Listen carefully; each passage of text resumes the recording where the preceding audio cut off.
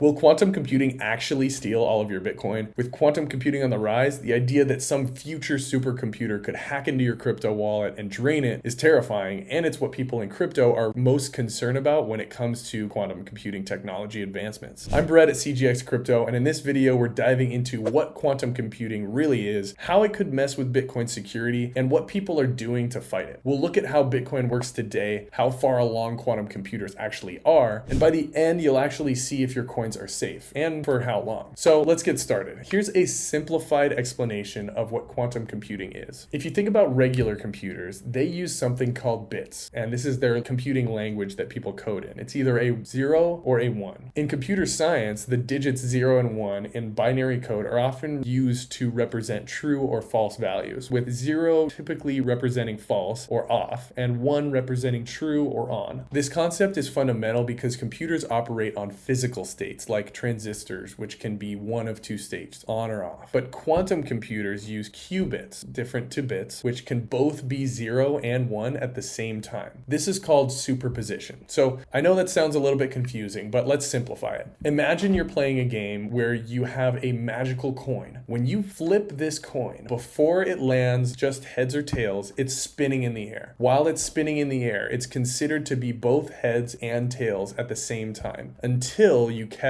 and look at the coin. That's what superposition means. There's other terminology within quantum computing called entanglement. This is a little important. It's essentially where two qubits can be linked and instantly affect each other, even across huge distances. It would take a full college semester for you to take any meaningful understanding from these terms, but the important thing for you to know as it relates to crypto is that this combination gives quantum machines way more power for solving big math problems as compared to a traditional computer. This technology is still advancing and developing, but it's a big deal, and they've made some pretty big advancements recently. I'll explain why people are worried about Bitcoin and what could happen if these computers keep advancing. Now that we've touched on how quantum computers work, let's explore how they could potentially impact Bitcoin's security. Bitcoin relies on two main cryptographic tools, or basically safety tools. One is SHA-256 and the other is ECDSA. SHA-256 essentially is like a digital fingerprint for your accounts. This is your identity that helps you unlock access to your account when you type in your password. ECDSA is elliptic curve digital signature algorithm. This is like a secret signature that is tied to your account that shows other people that you are who you say you are. Quantum computers introduce new challenges to these cryptographic methods. There are some algorithms or mathematic calculations that quantum computers use that could break Bitcoin's security with more advancement. The first one that we can think about here is Shor's algorithm. This has the potential to bypass ECDSA by efficiently solving the mathematical problems that underpin that particular protocol. This essentially just means that the quantum computer, because it has so much power, could run a massive amount of tests all at once rather than one at a time to determine what your digital fingerprint and secret signature are and allow them to gain access to your account. Another one is called Grover's algorithm. This is centered around the mining process of Bitcoin. Normally, a computer has to solve a complex chain of calculations one by one in order to earn a Bitcoin reward in mining. With this algorithm, it can solve many calculations at once, making it much quicker to mine a Bitcoin. So if a quantum computer could achieve this, they could essentially hack the mining process and take as much of the newly generated Bitcoin as they wanted. The obstacle at the moment is implementing Grover's algorithm would require quantum computers with millions of qubits, which is far beyond the current capabilities of any of these computers. While these threats are still theoretical at this stage, they do highlight the importance of developing quantum-resistant cryptographic methods to secure Bitcoin in the future. Basically, it means it's important that we keep this in mind for Bitcoin and plan ahead. Speaking of planning ahead, how close are these quantum computers at actually being able to break into Bitcoin? Right now, quantum computers are still in their very early stages. The most advanced ones have just over 100 qubits. So for example, cracking the ECDSA encryption that protects Bitcoin wallets would require about 317 million qubits. That is a massive leap from where we are today. You can see a lot more specific numbers on this article from Mara labeled Bitcoin versus quantum computing more hype than reality. As you can see, to break ECDSA within an hour would require approximately 317 million physical qubits. Even if we look ahead 5 years, estimates suggest we'd still need around 6,000 qubits to pose a real security threat. If we were able to bring up our current 100 qubits computer to 6,000,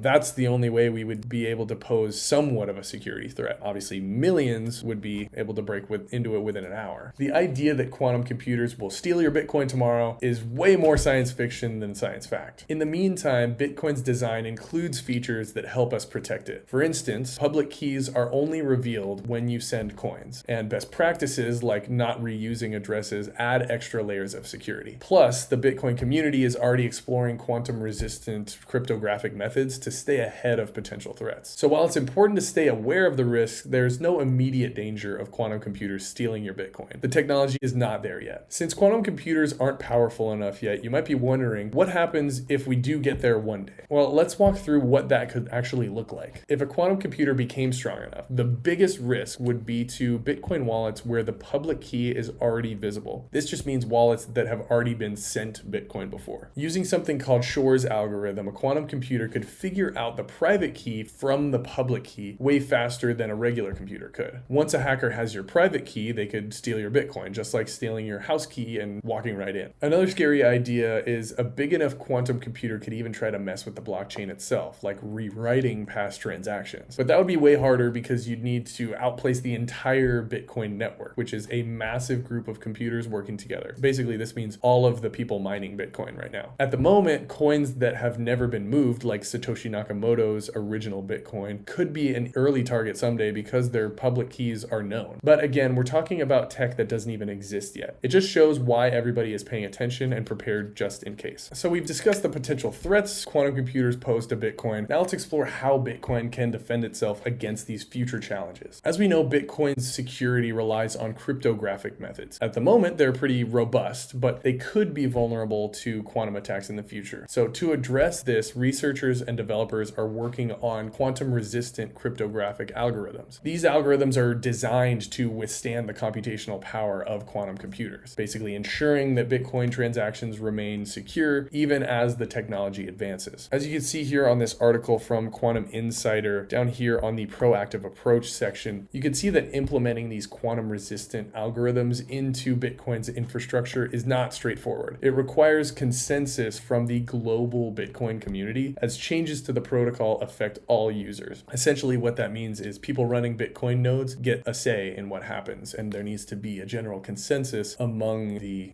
Bitcoin community on these nodes or computers. Transitioning to new cryptographic standards involves extensive testing and validation to ensure compatibility and security. Despite these challenges, the Bitcoin community is very proactive. Initiatives are definitely underway already to research and develop post-quantum cryptographic solutions. They're aiming to integrate them into Bitcoin's framework before quantum computers become an actual threat. By staying ahead of the curve, Bitcoin aims to maintain its security and trustworthiness in the quantum era. Since Bitcoin's already starting to plan for quantum threats, it's important to look at what needs to happen next to really stay safe. The big idea is that moving to these new technologies within Bitcoin isn't something that you can just flip a switch and do overnight. As you can see on this article at the Green Bow, it's a huge process that needs everyone in the Bitcoin network to agree and work together. That's because Bitcoin is decentralized. No one person or company controls it. If some users upgrade to quantum safe systems and others don't, it could break things badly. Another big part of the plan is migration strategies. This means helping users move their wallets and coins over to safer systems without losing anything. This includes tools for key updates, backup options, and lots of education so people understand what's happening. There's a lot of steps when it comes to migration. You have to assess what's going to happen, research and choose appropriate algorithms, then create the migration strategy, test and validate it, and then continuously monitor how it is actually performing. It's a very, very long road with lots of challenges and pitfalls, but getting ahead of the quantum curve now could save a lot of problems later. We've explored how Bitcoin's cryptography works, the potential threat posed by quantum computing, and the proactive steps being taken to safeguard against these risks. While quantum computers aren't yet capable of compromising Bitcoin's security, the community is actively preparing for that possibility. Transitioning to quantum-resistant cryptographic methods is a complex process that requires consensus among developers. Also, miners and users need to be a part of this consensus as well. It may involve significant changes to the Bitcoin protocol, but these efforts are crucial to ensure the long-term security and integrity of the network. If you're really interested in Bitcoin and crypto and you want to get involved and you want to get investing, I'll leave a couple links to Coinbase and crypto.com, where just signing up with those those links can get you $50 worth of crypto for free just by signing up with those links. And if you're interested in getting involved in more risky assets like meme coins, I'll leave a link to MoonShot as well. Once you sign up with that, you can hit the claim meme coins button and get some free meme coins just by using that link. If you enjoyed this video and learned a little something, make sure to drop a like. And if you want to stay tuned with all things crypto, make sure to subscribe. Thanks so much for watching. I'll catch you in the next one.